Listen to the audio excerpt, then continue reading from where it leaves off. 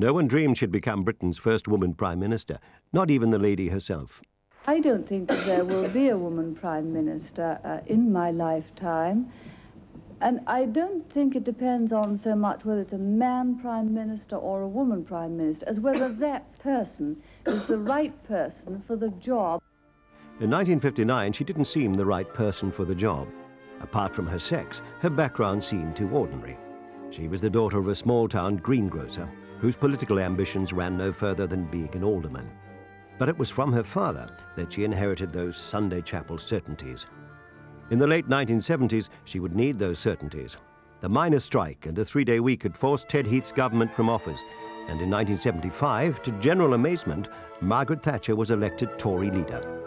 4 years later, as industrial chaos loomed, she was swept into power on a wave of uncollected garbage.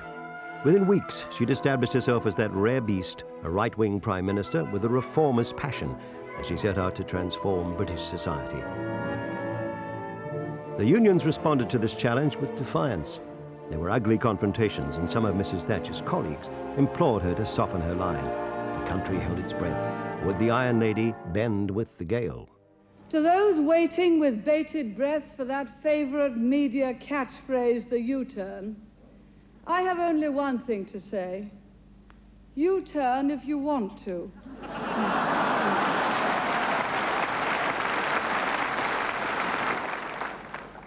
The ladies not for turning.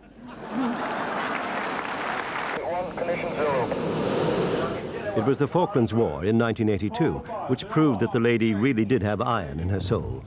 She took the boldest, some would say the most ruthless, of gambles. British forces sailed halfway across the world to wrest back a few thinly populated islands from their Argentine invaders. After a series of brief but savage battles, the Union Jack flew again in the Falklands. Riding the tide of the victory, Mrs. Thatcher was returned to power in 1983 with a crushing majority.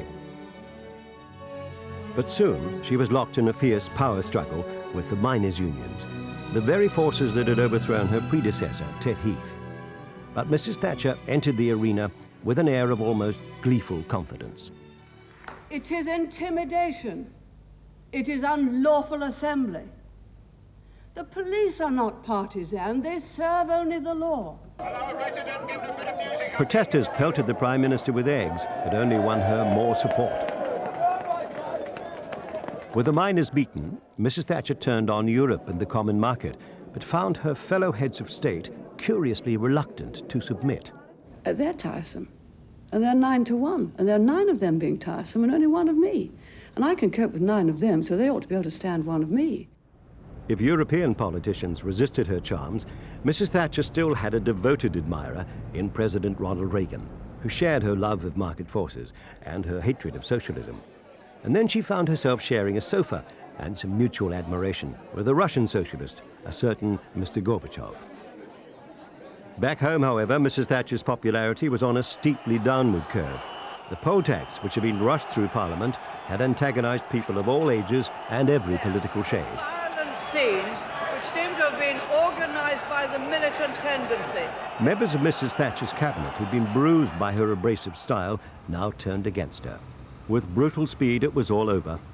After a record term as Prime Minister, the most dynamic leader in Britain's post-war history was moving out.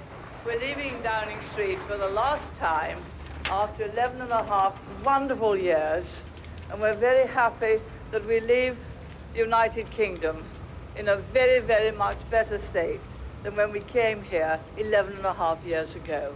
Thank you very much. Goodbye.